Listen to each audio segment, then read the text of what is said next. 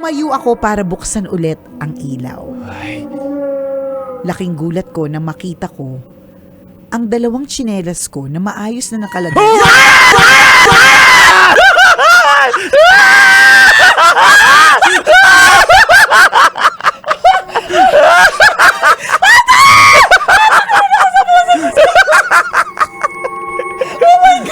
o may participation ka ni Kuya Boyet ha. May coordination nito sa lights.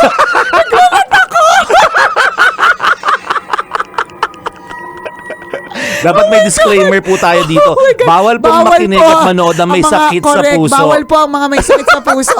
These stories will last until Thursday, kabisyo. Another one. Kapag tiningnan mo ang... Nalaglag yung susi. Baliw.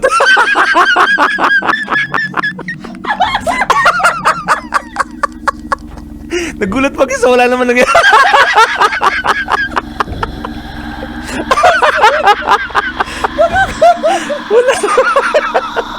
Wala naman. Nalaglag lang yung susi. Kukunin lang ako dun sa ano.